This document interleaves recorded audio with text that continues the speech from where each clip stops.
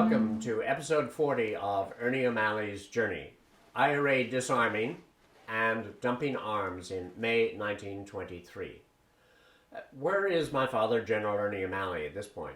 He was captured and severely wounded in November 1922, passed through several hospitals, the Portobello and Mountjoy, and is now in the Mountjoy prison itself. So we know that he's in a weakened condition, and we want to see how he feels about his condition at this time. He reflects on in The Singing Flame, and this is written some years later, but here's what he says. I found it very difficult to walk. My muscles were flaccid from loss of tone, and my body, though through nerves, was easily tensed. I could not speak when I was tired. Generally, I was able to remain up for an hour or two daily. I could talk but little, as talking exhausted me. The hospital cell had made me a recluse.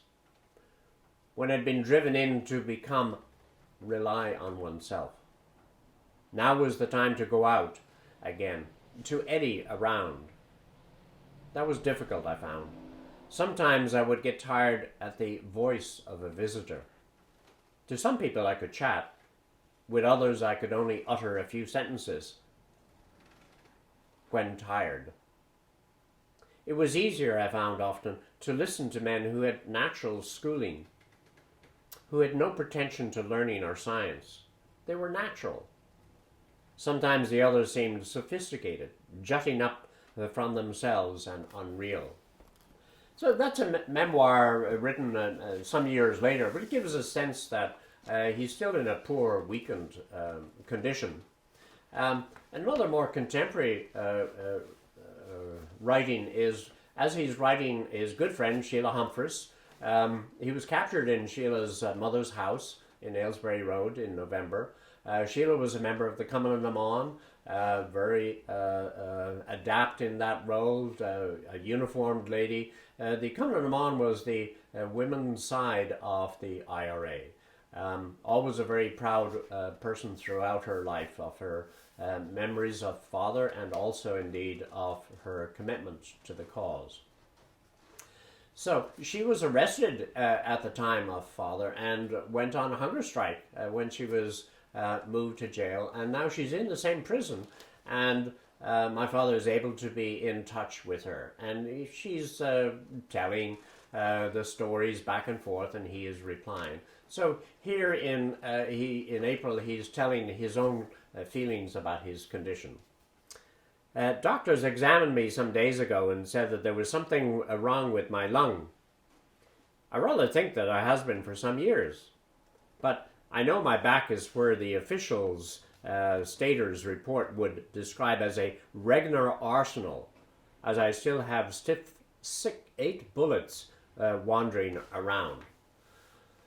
So you see, he's sort of having a little bit of fun of himself with a good friend. The bullets are wandering around in his body, but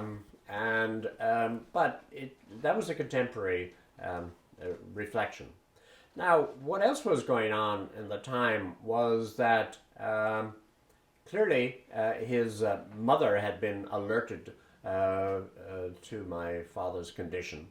And here you have Marion Malley, married to a former British civil servant who is now a Free State civil servant. The family name is Malley, and yet in this poignant letter, she writes to Desmond Fitzgerald, who's the Minister of Foreign Affairs, in a certain sense almost pleading for her son and his condition. And she signs this letter in the name of O'Malley rather than Malley. I wish to draw your attention to the following facts. My son, Ernest O'Malley, who was wounded on the 4th November 22, and now lies in a weak condition in Mountjoy prison. Last Wednesday, May 9th, he was carried from the hospital wing and placed in A wing, although he is unable to walk and very weak. I learn on inquiry it was the doctor's orders. I am sure this treatment will kill him.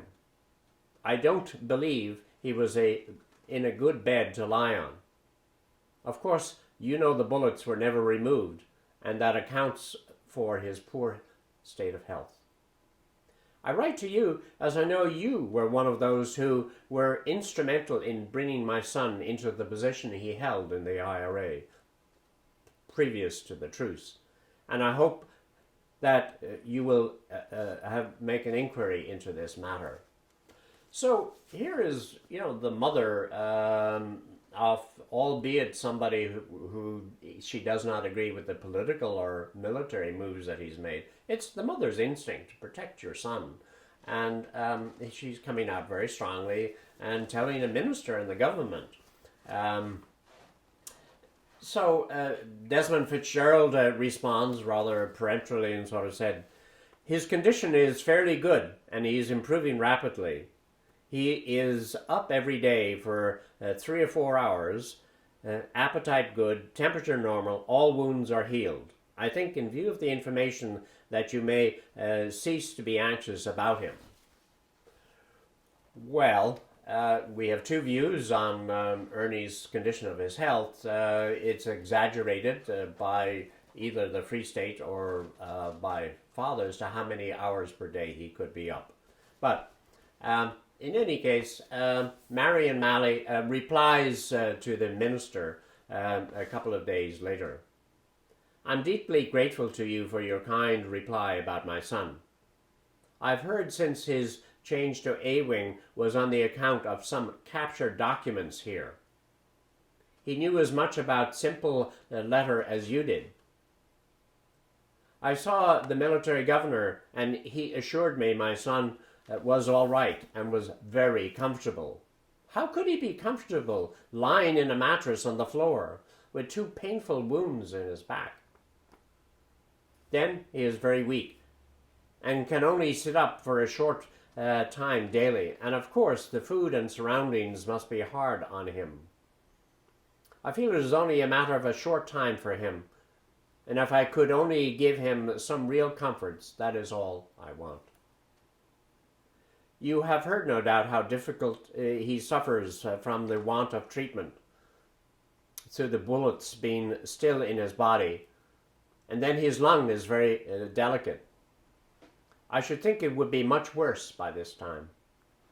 Ernie, I expect, would be very angry with me if he knew I'd troubled anyone, but he always spoke so affectionately of you and Mrs. Fitzgerald that in my great heartbreak and worry I venture to trouble you this once.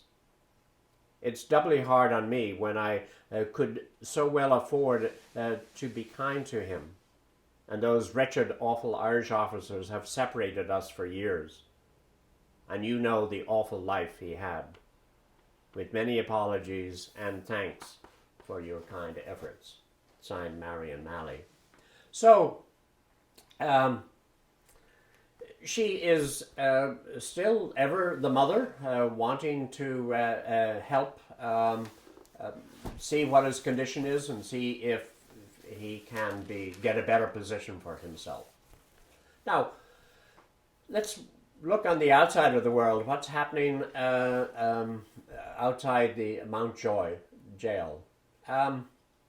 We've seen that the condition of the ceasefire, which has occurred in April, the late April, and we're now coming up to the next movement. What were the Republicans going to do after ceasefire? Were there going to be actual negotiations with the Free State? And how would they be affected and what would the conclusion be?